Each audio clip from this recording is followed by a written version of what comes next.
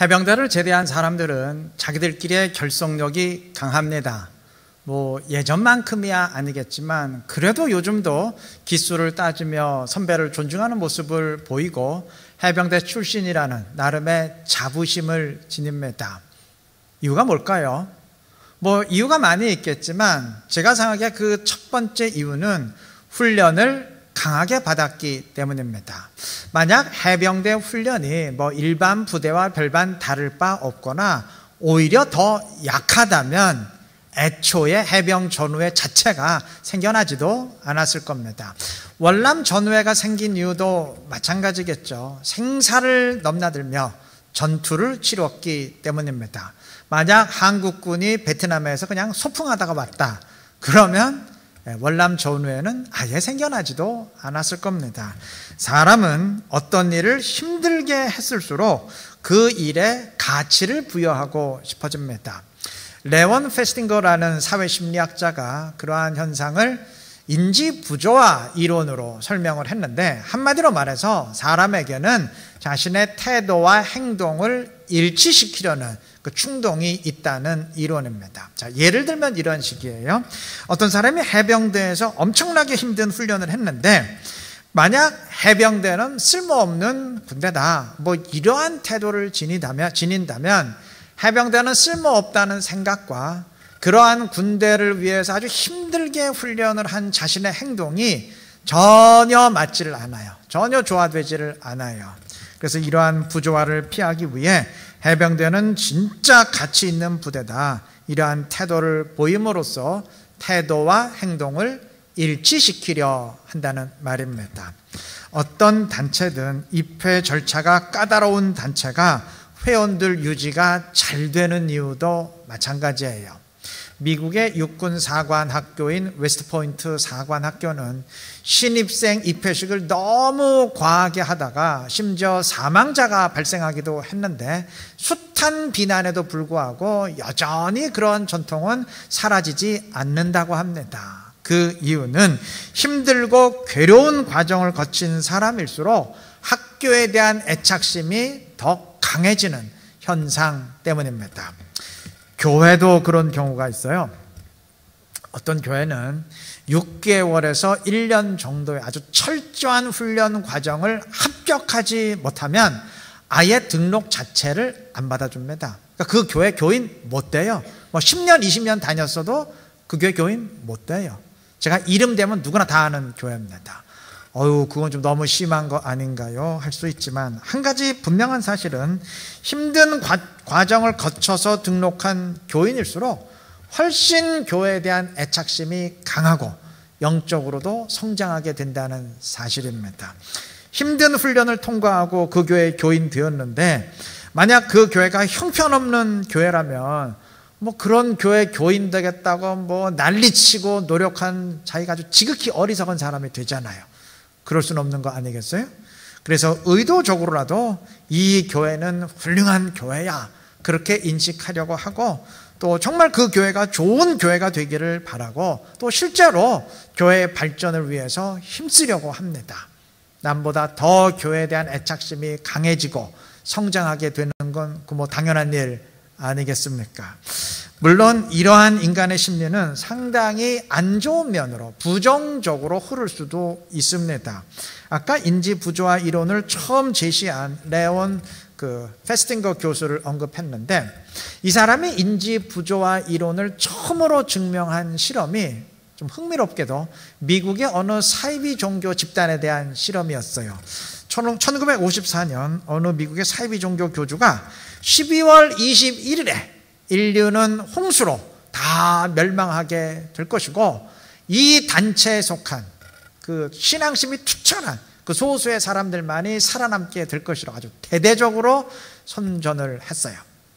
이 소식을 접한 페스팅거 교수가 몇몇 학생들과 함께 그 집단에 위장 가입을 해서 계속 그들의 모임에 참여했습니다.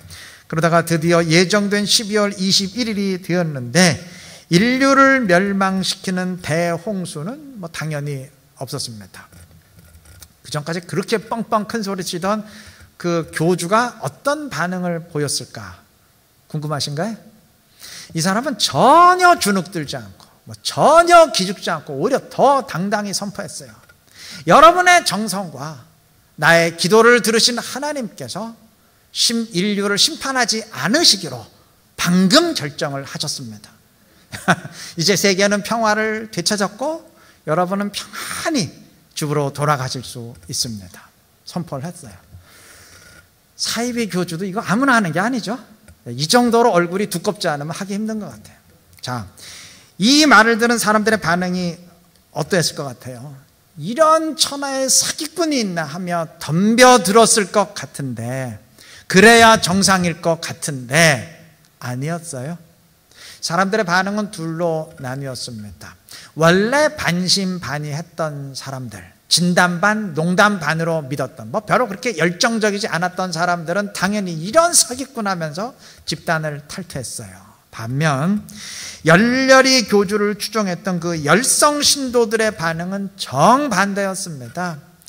이 사람들은 오히려 더 열정적으로 그 집단에 몰입하면서 이제는 완전히 직장도 다 사표내고 재산도 다 기부하는 식으로 하면서 그 교주와 평생을 함께하기로 서약했어요. 농담 아니고 진짜 있었던 일입니다. 그 이유는 지금까지 설명한 바와 같습니다. 그 교주를 사기꾼이라 여기는 순간 지금까지 그를 열정적으로 추종하며 헌신한 자신이 완전 바보가 돼버려요. 완전 전응아가 돼버려요. 그래서 이 교주의 말이 맞아. 이 교주가 기도해서 지금 재앙이 면제된 거야. 이 사람은 하늘의 비밀을 아는 사람이야. 이러한 태도를 취함으로써 자신들의 행동과 태도를 일치시키려 한 것입니다. 사이비 종교 교리가 왜 틀렸는지를 명백히 증명해 주어도 이 사람은 목사의 종교 탈을 쓴 종교 사기꾼, 종교 정치꾼에 불과하다고 아무리 객관적인 증거를 제시해 주어도 여전히 그 집단에서 빠져나오지 못하는 사람들이 부지기수인 이유가 바로 이 때문입니다. 자, 이러한 인간의 심리 구조를 이해한다면 우리는 이를 상당히 지혜롭게 활용할 수 있을 것입니다. 언제가 제가 한번 말씀드렸던 것 같은데, 물론 믿음이 있는 사람은 헌신합니다. 그런데 믿음이 없는 사람도 일단 헌신의 행동을 하면 믿음이 자라나게 돼 있어요. 물론 행동할 때 하나님이 믿음을 불어 넣으시기 때문이기도 하지만 또 한편으로는 태도와 행동을 일치시키는 인간의 심리 구조 때문에라도 행동에 맞게 태도가 바뀌게 됩니다. 성도라면 그러한 헌신은 당연한 거야. 그게 정상이야. 라는 식으로 태도가 바뀜으로 인해서 믿음이 한 단계 성장하게 됩니다. 동일한 이유에서 어떤 의무감에서라도 주님을 위해서 한번 크게 헌금하면서 물질적으로 헌신한 사람은 그 이후부터 헌금에 대한 태도가 바뀝니다. 크게 헌금한 행동과 자신의 태도를 일치시키려는 심리 때문에서라도 성도라면 물질의 헌신은 당연한 거야 라는 태도로 바뀜으로써 믿음이 성장하게 됩니다. 자, 그렇다면 의도적으로라도 나를 좀 움직여 볼 필요가 있지 않겠습니까? 당연한 헌신인데도 아직 못하고 있는 부분이 있다면 마음이 생길 때까지 계속 주저할 것이 아니고 한번 과감히 행동할 필요가 있어요. 그러면 그 행동에 맞는 수준으로 나의 태도가 바뀌게 됩니다. 하나님이 믿음을 불어 넣으시기 때문이기도 하지만 나 스스로가 행동에 맞게 태도를 변화시키고 일치시키기 때문입니다. 행동에 맞게 나의 마음 자세를 변화시키기 때문입니다. 아니, 어쩌면 제 생각인데 하나님이 이러한 인간의 심리 구조를 이용하셔서 믿음을 불어넣으시는 게 아닌가, 저는 그런 생각이 들기도 합니다. 오늘 주보에 양육 과정에 대한 광고가 실렸습니다. 아마 질문하실지 모르겠어요. 이전에도 계속 양육 과정은 있어 왔는데 이전과 뭐가 다른가요? 담임 목사가 직접 앞장서는 게 다른가요? 하신다면 그것도 차이는 될 수 있겠죠. 그러나 그건 형식의 차이이지 중요한 차이는 아닙니다. 중요한 차이는 이번부터의 양육은 단지 가르치고 배우는 과정이 아니고 훈련이라는 점입니다. 때문에 이전 과정보다는 좀 상당히 힘들 수 있습니다. 내 인생의 이 기간만큼은 하나님께 온전히 드리는 헌신의 기간으로 삼겠다는 그런 마음가짐이 필요할 것입니다. 일단 훈련 기간에는 일주일에 책 한 권씩은 다 읽어야 되고, 또 성경 말씀도 일정 부분 읽어가야 되고, 기도 생활도 해야 되고, 정말 하나님께 온전히 드리는 그러한 기간이 되어야 할 것입니다. 아이고야, 힘들겠네요. 그게 핵심이군요. 그게 차이점이군요. 하신다면 더 중요한 게 있어요. 이번부터의 양육은 담당자가 단지 가르치고 확인하는 일만 하는 게 아니고 참여자들의 수준을 실제적으로 끌어올려야 됩니다. 그렇게 끌어올려야 되기 때문에 계속 확인하면서 어떻게 하면 이분이 올라설 수 있을까 고민하고 조언하고 격려하고 이끄는 일을 해야 되겠죠. 저를 비롯한 담당 교육자들은 단지 가르치는 사람이 아니고 이끄는 사람이 되어야 할 것입니다. 제 생각엔 참여자들도 물론 힘들 수 있지만 담당자가 더 힘들지 않을까. 담당 교육자도 상당한 에너지를 소진해야 되지 않을까 싶어요. 그래서 절대 많은 사람 받을 수가 없어요. 소수의 인원만 받게 될 것입니다. 이게 이전과 다른 점이에요. 끌어올리고 성장시켜야 하기 때문에 어쩔 수 없이 힘든 훈련이 기획이 된 것입니다. 3개월 훈련하고 3개월 정도 쉬고 다시 또 3개월 훈련하고 3개월 쉬고 1년에 2번 되겠죠. 이런 식으로 2년 6개월에서 3년 정도 진행이 될 것인데 계속 참여하실 수도 있고 힘들다 싶으시면 1년에 한 번 들어오는 식으로 기간을 좀 늘리실 수도 있겠죠. 그리고 쉬는 동안에는 선택 프로그램이 개설되는데 그건 훈련이 아니고 그냥 듣기만 하면 되기 때문에 하등 부담은 없으실 겁니다. 저는 이 훈련이 참여자들을 상당히 크게 변화시키리라고 믿습니다. 실제 임상이 그렇습니다. 물론 배우고 익힘으로 깨닫고 성장해 가겠지만 그것을 떠나서 일단 신앙을 위해서 힘을 쏟아 부어보는 그 경험 자체가 일단 인생의 한 부분을 내가 하나님께 온전히 한번 드려보는 그 경험 자체가 사람을 이전과는 완전히 다르게 변화시킵니다. 서두에 언급한 이유 때문이에요. 힘들게 애쓰며 노력했기에 나의 신앙적인 태도 역시 그것에 맞게 변화돼 갑니다. 나 스스로가 행동에 맞게 태도를 변화시키고 일치시켜 가기 때문입니다. 저는 배움을 통한 암과 깨달음이 물론 중요하지만 어쩌면 이러한 태도의 변화가 더 강한 영적 힘을 발휘할 수도 있겠다 싶습니다. 지금 이 설교 들으시면서 그래, 저 과정에 나를 한번 집어넣어서 한번 바꿔보자. 저 물에 나를 완전 풍덩 담가서 한번 제대로 한번 적셔보자 하시는 분은 신청하시면 됩니다.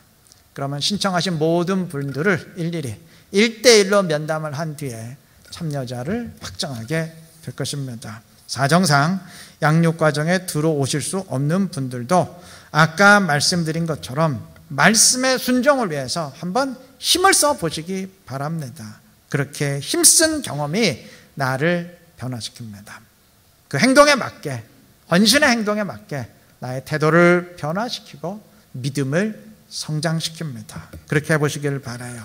그래서 변화와 성장을 통해 하나님을 기쁘게 하며 주님의 나라를 함께 준비해 갈 수 있는 우리 이루는 교회 모든 성도님들 되시기를 바랍니다.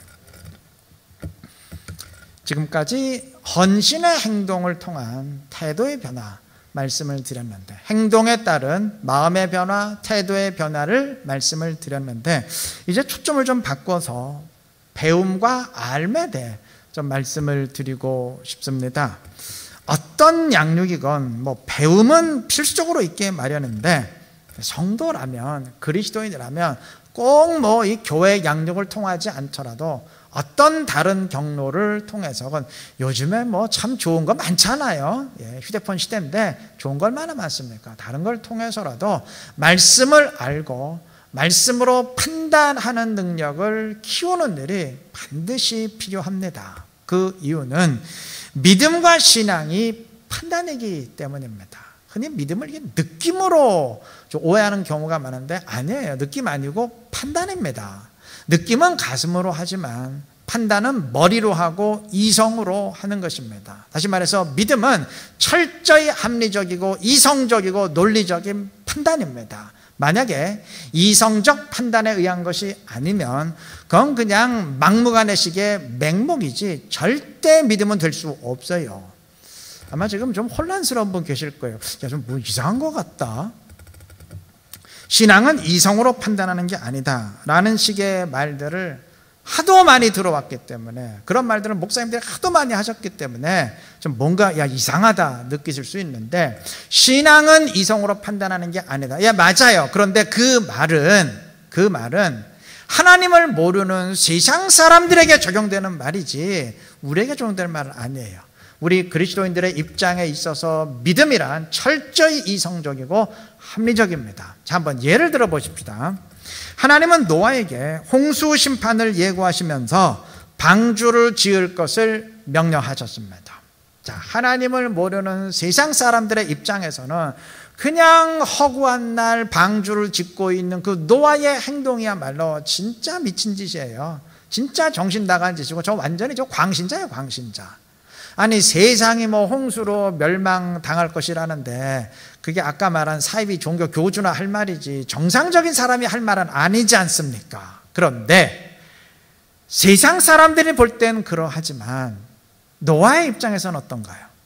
노아의 입장에서도 뭐 방주를 짓는 게 그게 뭐 맹목적이냐, 그냥 짓는 건가요? 아니죠.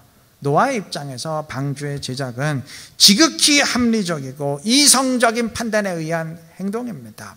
자, 생각해 보세요.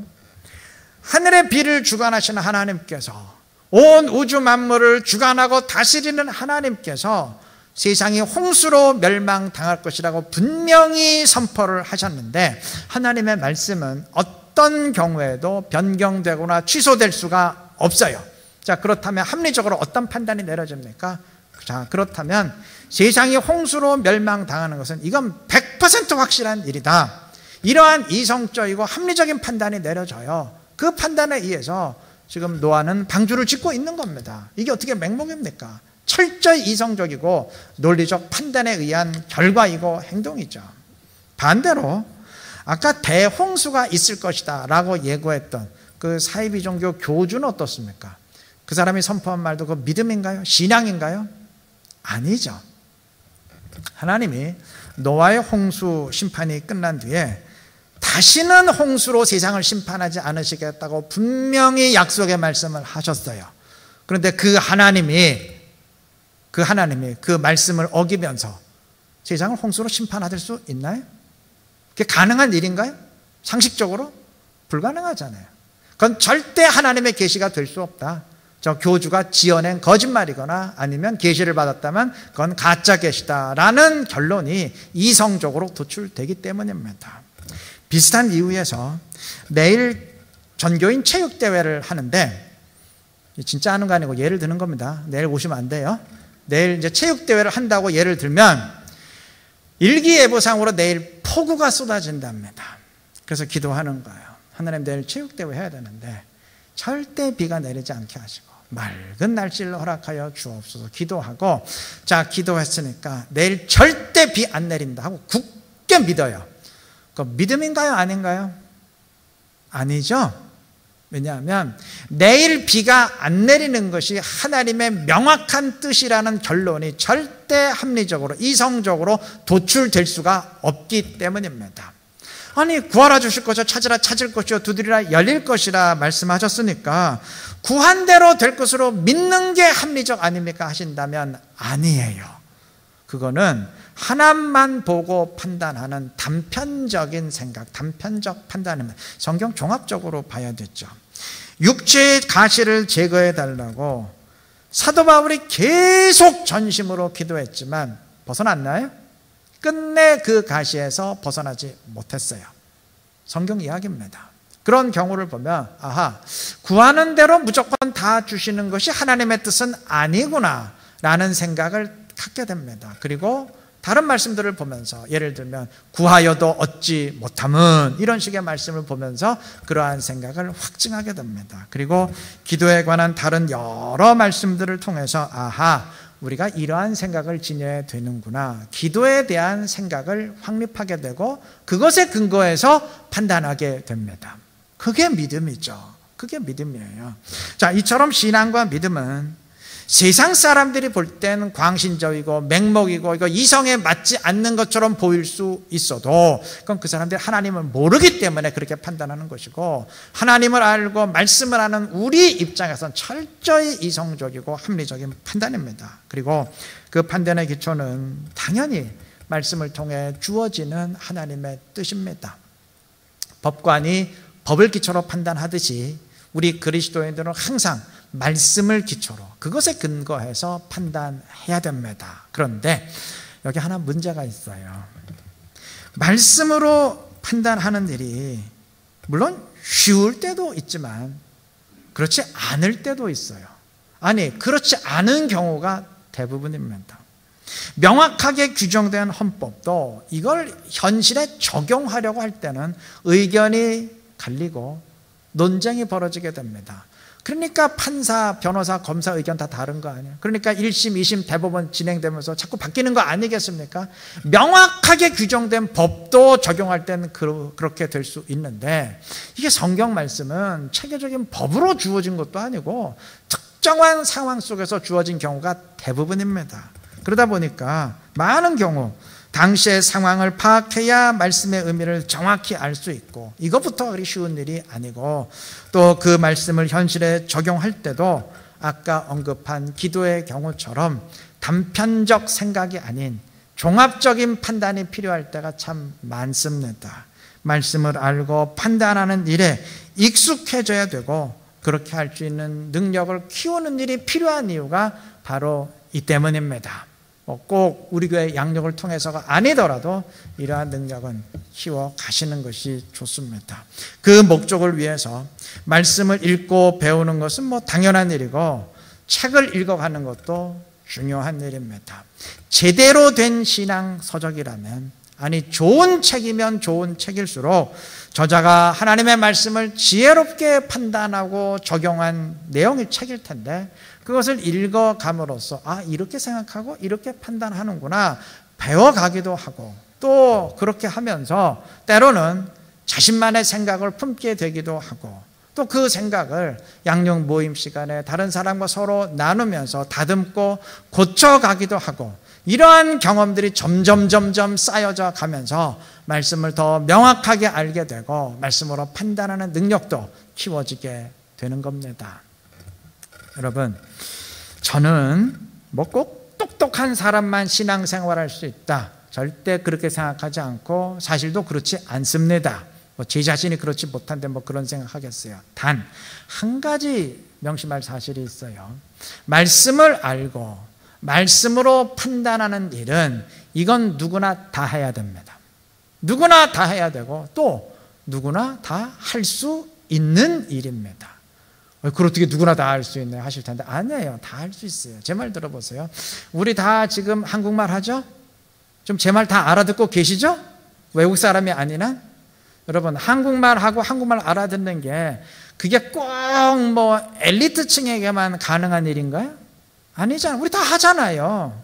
그리고 우리가 세상을 살면서 사리를 분별하고 상식에 맞게 행동하는 것이 그게 꼭 대학 나오고 박사 학위 받은 사람에게만 가능한 일인가요?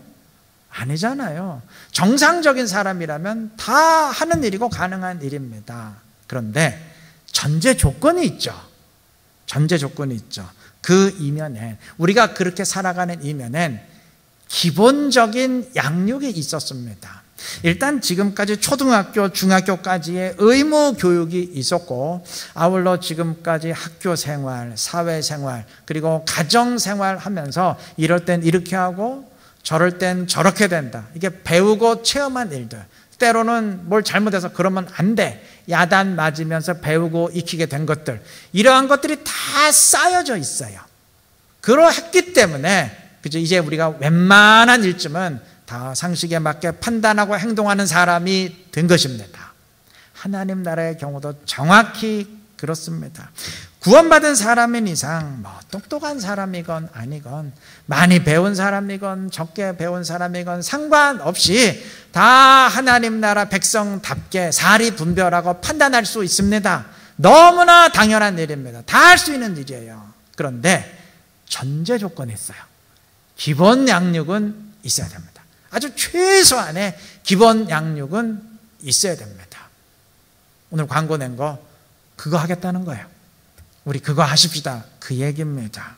오늘 설교가 마치 뭐 양육 과정에 대한 홍보 비슷하게 되어 버렸는데, 뭐 양육에 들어오시건 안 들어오시건 어떤 형태로건 이 능력 키우는 것은 필요하다 판단되기에 오늘 이 말씀 드린 것입니다. 물론 못 들어오시는 분들이 있을 거예요. 그분들을 위한 실제적인 도움도 교회가 반드시 제공하게 될 터인데, 우리 모두 하나님 나라에 속한 그리스도인으로서 그 나라의 백성답게 분별하고 판단하기 위한 우리 기본 수준만큼은 좀 끌어올려 보십시다. 그렇게 하시기를 바라요. 그래서 주님의 뜻을 알고 말씀을 통해 전달되는 주님의 뜻을 알고 말씀대로 판단하고 말씀대로 살아감으로써 주님의 기쁨이 되고 주님의 영광 더 충만히 드러낼 수 있는 우리 귀하고 복된 이루는 게 모든 성도님들 되시기를 그리스도의 이름으로 축원합니다.